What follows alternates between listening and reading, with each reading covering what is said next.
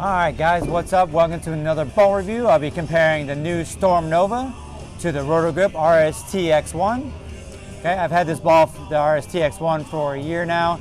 It is an older drilling.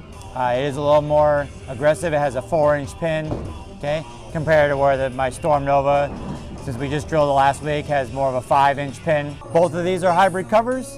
I'm not sure which one is maybe a little bit stronger than the other. Based on the numbers of the bowling balls, with a higher mass bias with the Nova, this ball should be a little bit earlier than the RST X-1. Okay, both of these balls are out of box at 3,000 grit. For me, in my game, my low rev rate, low speed dominant, I really don't like 3,000 on the solid or the hybrid type covers that have a little more solid in them. So both of these balls today, where I'm going to throw some shots with 1,000 grit with a brand new Avalon pad by hand, and then show you what it looks like when we hit each ball with a 2,000 Avalon, a brand new one, and see if that changes the reaction at all in these two bowling balls for me. What have I noticed in the two different reactions of these balls? Well, the RST X-1 is going to get down the lane and it's going to be a little quicker off the dry for me, a little more responsive, a little continuous, where even though I've only had the Nova for a week, it is a little slower, a little more forward for me than the RST X-1. Enough of me talking about these two bowling balls.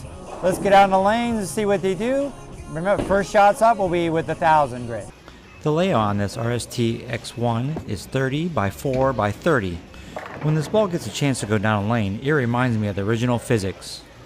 And my shot execution is very good today. Oh yes, boys and girls, that was a low rev guy with a messenger.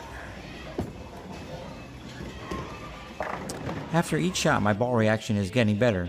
With the last shot at 1,000 grit, it looks great, but of course the messenger doesn't deliver. In the next 4 shots, may I present the Storm Nova. The dual angle layout for this tricolored hook monster is 30 by 5 by 40. By putting the 1,000 grit surface on the Nova, this ball is slower off the dry on the 39-foot house shot I am bowling on. For the last shot, I increase my axis rotation and get a better reaction off the dry. Now that you've seen the shots with both balls at 1,000 grit, let me know in the comments what you think about both reactions. For me, this ball was more responsive down the lane. It really wanted to dig into the pattern and be continuous off the dry, where the Storm Nova was a lot slower and more forward. All right, now I'm going to hit both these balls with 2,000 grit and throw some shots, and let's see if that changes the ball reaction. Having the Nova at 2,000 on this house pattern gives me a better down lane motion off the dry. I have also made small moves left to give me more oil in the heads to help the ball get down the lane to the break point. The ball is cleaner through the heads and slightly quicker off the dry than the 1,000 grit surface, but this house shot is not the ideal pattern I would use this ball on. As you can see by the last 2 shots that are going down the lane, the ball is very clean, but it has a lot of overreaction off the dry on this house pattern. Now that the shots with the Nova are completed, it's time to see how the 2,000 grit on the RST X-1 changes the reaction. As you can see, this ball is even cleaner and sharper off the dry than it was with the 1,000 grit surface.